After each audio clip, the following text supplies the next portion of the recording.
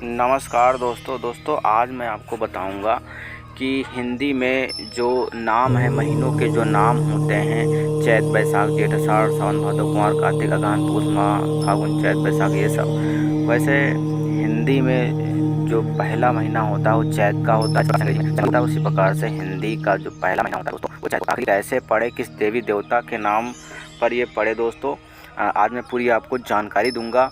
Video को अंत तक ज़रूर देखें तो दोस्तों और पूरी जानकारी लें। दोस्तों चैत जो है हिंदू कैलेंडर के पहले माह यानी चैत माह में सूर्य देव, भगवान राम और हनुमान जी की पूजा के साथ ही माता दुर्गा की पूजा की जाती है।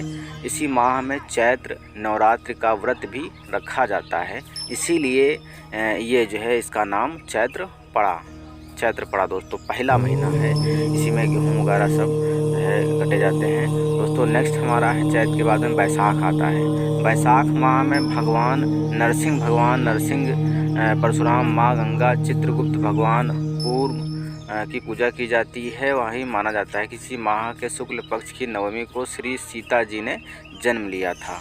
और तीसरा हमारा महीना आता है ज्येष्ठ। हिंदू कैलेंडर के तीसरे माह यानी ज्येष्ठ में मुख्य रूप से माँ गंगा, माँ धूमावती, गायत्री माता और शनिदेव की पूजा अर्चना की जाती है दोस्तों, इसीलिए इसका नाम ज्येष्ठ पड़ा। चौथा महीना दोस्तों हमारा आता है ज्येष्ठ के बाद में आषाढ़। हिंदू कैलेंडर के चौथे माह यानी आषाढ़ में लॉर्ड विष्णु यानी हरि विष्णु के साथ ही वामन पूजा की जाती है। इसी माह में देव सो जाते हैं। वहीं इसी माह में आषाढ़ गुप्त नवरात्र में 10 महाविद्याओं की पूजा की जाती है, इसीलिए इसका नाम आषाढ़ पड़ा दोस्तों। नेक्स्ट है हमारा पांचवा श्रावण, जिसको सावन बोलते हैं गाँव में। हिंदू कैलेंडर के पांचवें माह जिसका नाम श्रावण है, इसमें लॉर्ड शिव, भगवान शिव की पूजा का महत्व है। यह भगवान शिव का माह माना यानी महीना माना जाता है दोस्तों, और इसीलिए इसका नाम जो है श्रावण, मतलब सावन लोग गाँव में कहते हैं, सावन।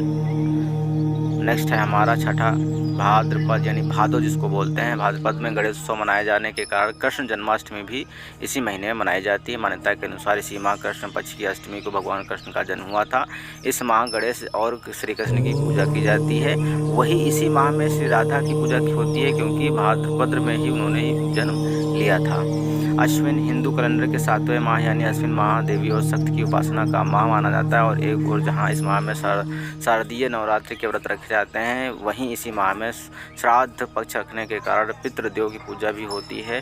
ध्यान रहे भाद्रपद की पूर्णिमा से ही श्राद्ध पक्ष प्रारंभ हो जाता है।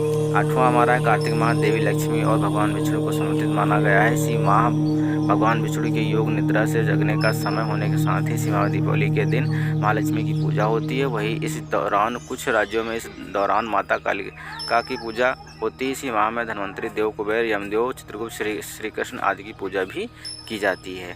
मार्गशीर्ष हिंदू कैलेंडर के 9वें माह यानी मार्गशीर्ष यानी माह जिसको बोलते हैं गीता जयंती होती है। इसी माह में श्री कृष्ण भगवान, दत्तात्रेय, सत्यनारायण भगवान की पूजा, पितृदेव की पूजा, भैरव पूजा आदि की पूजा की जाती है, इसीलिए इसका नाम माह पड़ा दोस्तों।